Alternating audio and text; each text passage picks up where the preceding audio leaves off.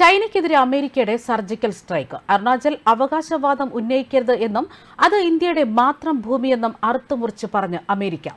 ചൈനയുടെ അരുണാചൽ അവകാശവാദം ഉപേക്ഷിക്കാൻ ആവശ്യപ്പെട്ടു. യുഎസ് ഗവൺമെന്റ് അരുണാചൽ പ്രദേശിനെ ഇന്ത്യൻ പ്രദേശത്തിന്റെ ഭാഗമായി അംഗീകരിക്കുകയും യഥാർത്ഥ നിയന്ത്രണ രേഖയിലെ ഏതെങ്കിലും കയ്യേറ്റം അല്ലെങ്കിൽ കടന്നുകയറ്റം ശക്തമായി എതിർക്കുകയും ചെയ്യുകയാണ്. നിലവിലുള്ള നിയന്ത്രണ രേഖ മറികടക്കാനുള്ള അവകാശവാദങ്ങൾ കയ്യേറ്റത്തിന് തുല്യമാണ്. യുഎസ് സ്റ്റേറ്റ് ഡിപ്പാർട്ട്മെന്റാണ് ഇത് ബുധനാഴ്ച പറഞ്ഞിരിക്കുന്നത്. ചൈനീസ് സൈന്യം അരുണാചൽ പ്രദേശിനെ ചൈനയുടെ പ്രദേശത്തിന്റെ അന്തർലീനമായ ഭാഗമെന്ന് വിളിച്ചതിന് ദിവസങ്ങൾക്ക് ശേഷമാണ് ഇങ്ങനെ ഒരു അറിയിപ്പ്. അരുണാചൽ പ്രദേശിനെ യുണൈറ്റഡ് സ്റ്റേറ്റ്സ് ഇന്ത്യൻ പ്രദേശമായി അംഗീകരിക്കുന്നു. യഥാർത്ഥ നിയന്ത്രണ രേഖയ്ക്ക് കുറുകെയുള്ള നുഴഞ്ഞുകയറ്റം അല്ലെങ്കിൽ കയ്യേറ്റങ്ങൾ പാടില്ല എന്ന് അമേരിക്ക ചൈനയ്ക്ക് താക്കീത് നൽകിയിരിക്കുകയാണ്. അവകാശവാദങ്ങൾ മുന്നോട്ട് കൊണ്ടുപോകാനുള്ള ഏകപക്ഷീയമായ ശ്രമങ്ങളെ ഞങ്ങൾ ശക്തമായി എതിർക്കുന്നുവെന്നാണ് ഇതിൽ വ്യക്തമാക്കുന്നതും. ആഗോളതലത്തിൽ ഇന്ത്യക്ക് കിട്ടിയ വലിയ അംഗീകാരവും ചൈനയുടെ തലക്കേറ്റ അടിയുമാണ് അമേരിക്കൻ സർക്കാരിന്റെ ഔദ്യോഗികമായിട്ടുള്ള ഈ നയപ്രഖ്യാപനം. അമേരിക്ക ഔദ്യോഗികമായ അരുണാചൽ പ്രദേശ് വിവാദത്തിൽ നയം വ്യക്തമാക്കിയത് ഇനി ലോകമുള്ള കാലത്തോളം ഒരു അടിവരയിട്ട രേഖയും പ്രഖ്യാപനവുമായി നിലകൊള്ളും. ടിബറ്റിന്റെ തെക്കൻ ഭാഗം ചൈനയുടെ പ്രദേശത്തിന്റെ അന്തർലീനമായ ഭാഗമാണെന്നും ഇന്ത്യ അനധികൃതമായി സ്ഥാപിച്ച അരുണാചൽ പ്രദേശിനെ ബെയ്ജിംഗ് ഒരിക്കലും അംഗീകരിക്കുകയും ശക്തമായി എതിർക്കുകയും ചെയ്യുന്നില്ലെന്നും ചൈനീസ് പ്രതിരോധ മന്ത്രാലയ വക്താവ് സീനിയർ കേണൽ ഷാങ് സിയോവെങ് പറഞ്ഞിരുന്നു. ഇതാണിപ്പോൾ അമേരിക്കയ്ക്ക് മുന്നറിയിപ്പ് നൽകിയത്.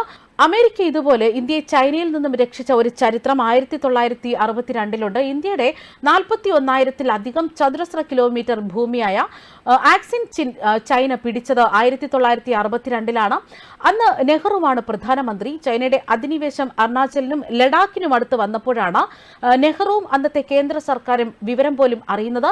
ചൈനയുടെ മുന്നിൽ അന്നത്തെ ഇന്ത്യ പകച്ചു നിന്നു. ഒന്നും ചെയ്യാനാകാതെ ലോകത്തിന് മുന്നിൽ രക്ഷിക്കാൻ നെഹ്റു സർക്കാർ കൈകൂപ്പിയ കാലം. അപ്പോഴും ചൈന ഒരു അശ്വമേധം പോലും ഇന്ത്യൻ ഭൂമിയിലേക്ക് ഇരച്ചു കയറുന്നത് തുടർന്നു. പിന്നീട് ഇസ്രായേൽ ഇന്ത്യക്ക് 2 കപ്പലുകളിൽ ആയുധം അയച്ചു. അമേരിക്ക രംഗത്ത് വന്ന് ചൈനയ്ക്ക് അന്ത്യശാസനം നൽകി. യുദ്ധം നിർത്താനും അല്ലെങ്കിൽ ചൈനയ്ക്കെതിരെ അമേരിക്ക നടപടിയെടുക്കുമെന്നും അമേരിക്ക മുന്നറിയിപ്പ് നൽകി.